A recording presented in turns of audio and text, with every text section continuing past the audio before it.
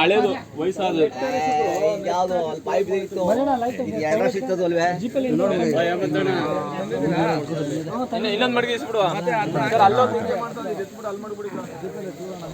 ಬನ್ನಿಕುಪ್ಪೆ ಗ್ರಾಮ ರಾಮನಗರ ತಾಲೂಕು ಕೈಲಂಚ ಹೋಬಳಿ ಅವರ ಜಮೀನಿನಲ್ಲಿ ಅರಣ್ಯ ಇಲಾಖೆಯಿಂದ ಬೋನ್ ಇಟ್ಟಿದ್ದಾರೆ. ಆ ಬೋನಿಗೆ ಸುಮಾರು ಒಂದು ವರ್ಷದ ಚಿರತೆ ಬಿದ್ದು ಬೋನಿಗೆ ಬಿದ್ದಿದೆ. ಅದನ್ನು ಅರಣ್ಯ ಇಲಾಖೆ ತಗೊಂಡು ಅದನ್ನು ಮುಂದೆ ಎಲ್ಲಿಗೆ ಬಿಡಬೇಕು ಅನ್ನೋದ್ರ ಬಗ್ಗೆ ಮೇಲಧಿಕಾರಿ ನಿರ್ದೇಶನದಂತೆ ಆ ಒಂದು ಚಿರತೆಯನ್ನು ಈಗ ರೆಸ್ಕ್ಯೂ ಮಾಡಿ ನಾವು ಅದನ್ನು ಇಲಾಖೆ ವಶಕ್ಕೆ ತಗೊಂಡು ಅದು ಎಲ್ಲಿಗೆ ಮೇಲಧಿಕಾರಿ ನಿರ್ದೇಶನ ಕೊಡ್ತಾರೆ, ಅದು ಸಂಗಮ ಅಥವಾ ಎಲ್ಲಿಗೆ ಬಿಡಬೇಕು ಅಂತ ತೀರ್ಮಾನ ಮಾಡ್ತಾರೆ. ಅದ್ರ ಮೇಲೆ ನಾವು ಮುಂದಿನ ಕ್ರಮ ಕೈಗೊಳ್ತೀವಿ.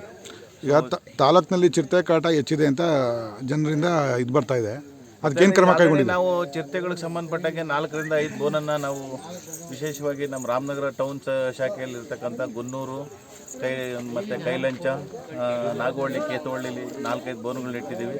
So this is the first case. So ಅದನ್ನು ಮುಂದೆ ನಾವು ಅದನ್ನು ರೆಸ್ಕ್ಯೂ ಮಾಡಿ ಅರಣ್ಯ ಪ್ರದೇಶಕ್ಕೆ ವಾಪಸ್ಸು ಬಿಡ್ತಾ ಇದ್ದೀವಿ.